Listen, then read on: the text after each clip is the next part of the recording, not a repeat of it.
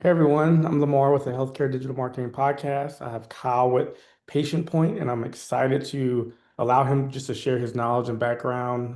I know you're the CMO of PatientPoint. You have a lot of experience, just dealing with practices and their growth. I'm excited to hear about all the different strategies that you guys utilize to really focus on point of care. I think a lot of, people are not talking about that term. And so really excited to have you on. Can you kind of open up to the audience and give a little bit of background on who you are and what you do? Sure, absolutely. When you say CMO to a medical audience, they might think I'm a chief medical officer, but I am most certainly not. I'm a chief marketing officer, very different. And I Yep. grew up working for ad agencies in the healthcare space, typically working for pharmaceutical companies and biotech companies, helping brands reach physicians and patients. And I've worked on some big brands you've heard of, and some brands you haven't. But now I've taken that experience to the doctor and physician side of the business and really helping healthcare professionals grow their practices, grow engagement in their practices, and using Patient Point as a key tool to make that happen. Awesome. Awesome. Yeah, thank you for sharing that. I guess give us some insights on what is Patient Point and what makes it different than other, platforms on the market. Sure. You had mentioned point of care, and point of care is something that we talk about as the place where patients and physicians and healthcare professionals interact at the doctor's office. And Patient Point is the leading point of care engagement platform. So we reach patients and providers at the exact moments where the decisions are made, where the conversations happen, and where people make their healthcare decisions. Awesome. Yeah. I guess give us a little bit more context of like give us an example of like, a patient coming in that Sure, situation. you got it. So everyone's been to the doctor's office, and I hope you go to the doctor's office regularly. And when you do, you start your adventure in the waiting room. And interestingly, patients are very anxious when they walk into the waiting room. Half of patients, according to our patient confidence index, have some sort of anxiety as they walk into the waiting room. Our first job before we educate any patient is just to have them be relaxed Yeah. and to calm down and prepare patients for a successful visit. So essentially, when you walk into the doctor's office, we have a screen. We have 30,000 waiting room screens across the country. Okay. And as these anxious patients walk in, the patients see these screens, they see relaxing content. They might see something about the weather, something about trivia, but then interspersed within there, they'll see educational content. They'll see content that will help them ask better questions to their doctors. Also, Mm. questions, ways that the doctors can communicate and welcome patients to the practice. Then, once they're finally called back in the waiting room, it's called the waiting room because there is some waiting time, Yep. they walk into the exam room. We have 145,000 exam room devices. They're like essentially like large iPads. They're interactive devices.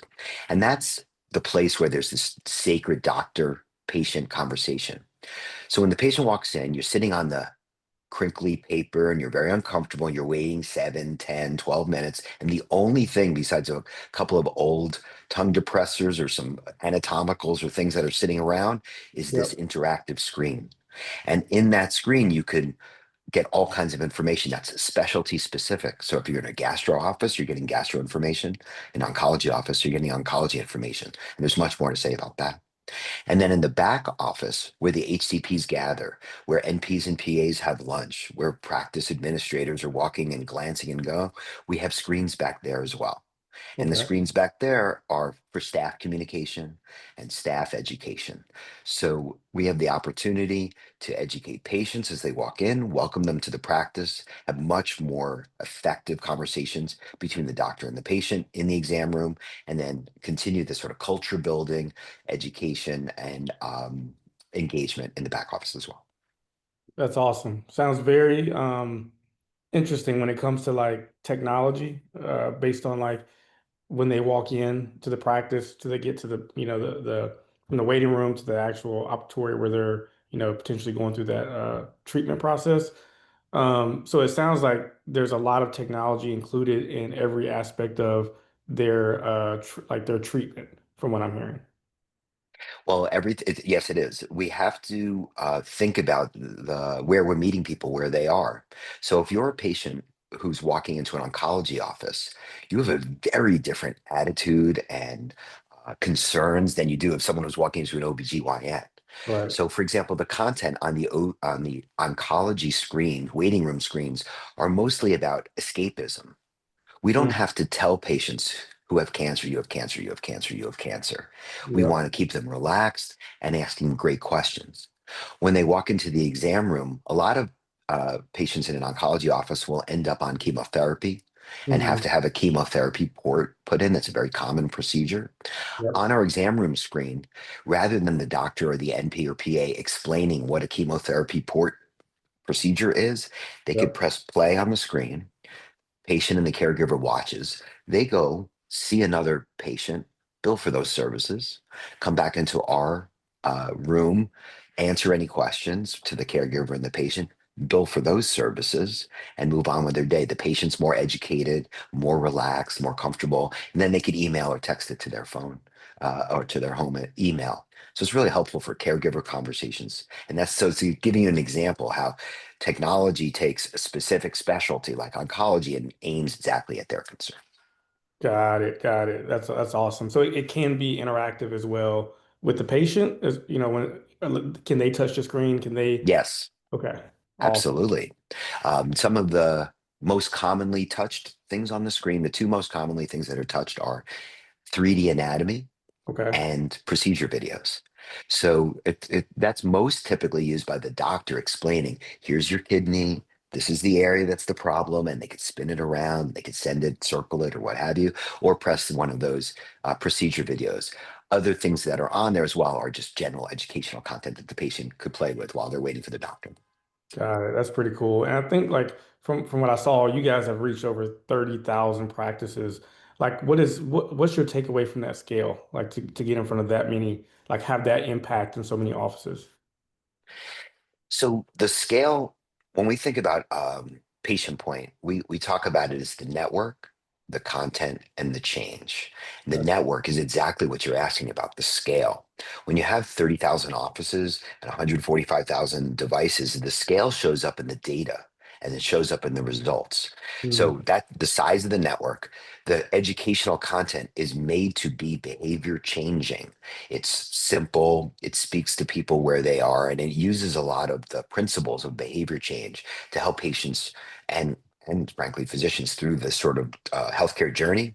But the change is really where the scale shows up. So some example of the change would be outcomes like if you look at matched pairs of practices that have patient point versus that don't have patient point, with patient point, there's a 20% increase in colon cancer screenings.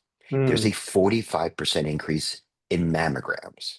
There's a 28% increase in flu vaccinations, a 43% increase in tobacco cessation counseling. I could go on and on. But the idea is that when you have big scale and expertise in behavior changing content, you could provide outcomes for the practice and frankly for the patients as well.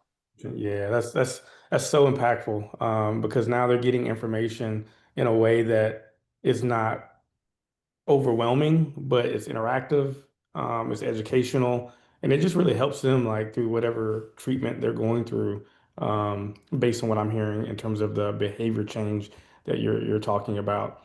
When it comes to, I guess with like, because you're on the marketing side too, like when it comes to like top funnel campaigns, Mhm. like how do you compare and contrast that with, point of care?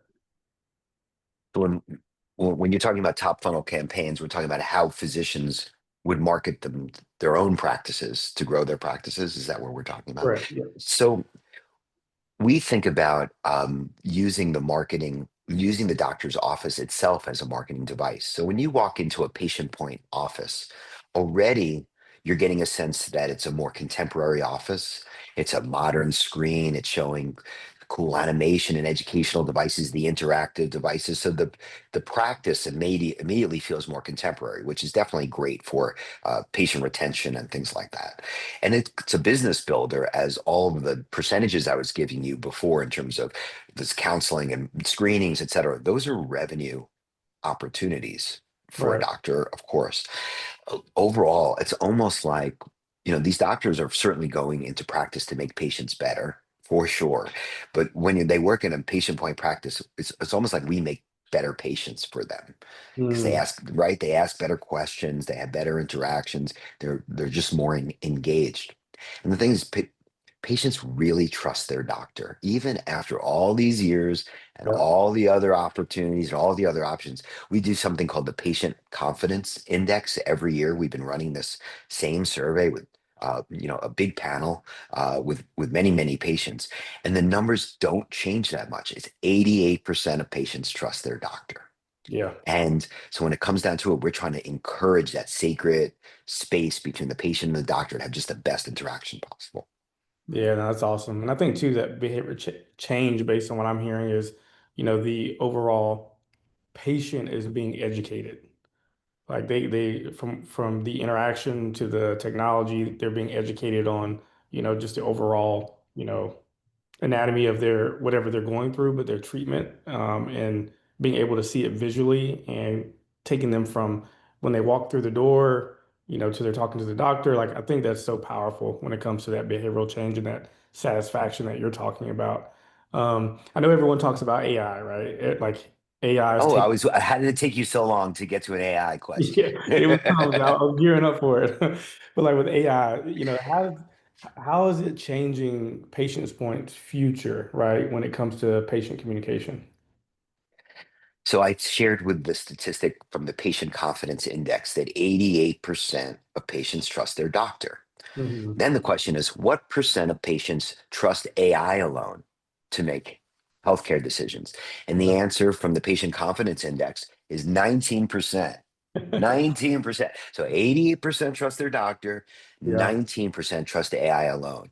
The truth, of course, is that AI will be part and is part of the doctor decision making process, the patient decision making process. Instead of coming in with a torn out magazine DTC ad, and instead of coming out with a Google search and asking Dr. Google or WebMD the question, now doctors are starting to receive the chat GPT requests. Yeah. This is my diagnosis. I put it into chat GPT. What do you think? That this is what my AI told me. Yeah. And it's really what we're learning. It's not surprising. It's having humans in the loop. It's the combination of the trust of the doctor. We want empowered patients asking questions, but they really need experts in the loop. So we just think that AI plays its role, but not without a doctor in the role in the loop. Yeah, absolutely. And I guess like so if a patient comes in and like, hey, this is what AI tells me, how does the doctor respond to that from what you've seen? It's been very different based on different specialties, the age of the physician, and the types of practice they work in. The to be to make a gross generalization, the older physicians grew up at a time where patients said yes doctor and Mm, followed their advice and did what they were told, and yeah. especially the older patients. As patients have become younger and more empowered and more tech savvy, and as doctors have become younger and more, when they're sitting there on the EHR, they're everyone's in it in the same game together. It's Yeah. hard. It's hard to ignore the fact that patients have the same access to information that the Right. doctors do, and we believe that the best doctors have want engaged patients, want patients asking the right questions, and we think that Patient Point really helps uh, uh, sort of grease the skids for these great conversations. Awesome. Yeah, that makes sense. So like if a practice comes to you guys, right, and they want Patient Point installed in the product, like what does that process look like? Well, what's exciting about Patient Point for medical practices is that with all the benefits of the size of the network and the behavior changing content and the change and the changes in revenue and the contemporary practice, there aren't any costs to the practice. Okay. All of the screens, all of the education um, is free to the practice. provided they accept sponsored content. So sponsored content from either pharmaceutical companies or consumer health companies. Advil wants to reach patients in the waiting room and tell them about their new medicine. If doctors can accept that as part of the education, then they get the system for free, and virtually every doctor does. Wow, that's awesome. Well, this is pretty powerful. I haven't heard of Patient Point prior to this conversation, but it just opened my eyes to just, because we're on the marketing side, right? And I think, being able to, even on the front end, talk about, Patient Point on a practice's website of that interaction, that technology, that engagement, the behavior change. I think would even help a patient view, if they're searching for a doctor on Google and they see that doctor cares that much and that practice is focused on, the educational part of their treatment plan, like it's not even a sale, right? It's more of you meet them to your point where they are and you're talking to their pain points and you're listening. And so I think that's so powerful with what you presented today. Any other, before we close, any other, points or thoughts that you would want to add, when it comes to patient point? I would just say that we have empathy for what it's like to be a healthcare professional nowadays, whether it be shortages in certain specialties or challenges with insurance companies or challenges with keeping patients happy. It's just not easy being a healthcare professional, and we're trying to make it a better experience for everyone involved. And we understand that it's different to work in a individual practice or an integrated delivery system or some rolled up specialist group. Each of them have different needs, and we really feel like we have a solution that makes sense for each of those. So yeah, we really appreciate your time today, Lamar. Thank you. Yeah, no, thank you for your time as well. And if someone wanted to reach, patient point from this conversation, how would they reach you or patient point? Well, certainly I can be reached individually at kyle.barish at patientpoint.com, but going to patientpoint.com, you can absolutely find us and we will find you. Really a Right. pleasure. Awesome. And we'll include that information in the show notes. Kyle, again, thank you for your time today. This was very powerful for this audience. Again, I'm Lamar with the Healthcare Digital Marketing Podcast, and we'll see you guys next time. Thank you.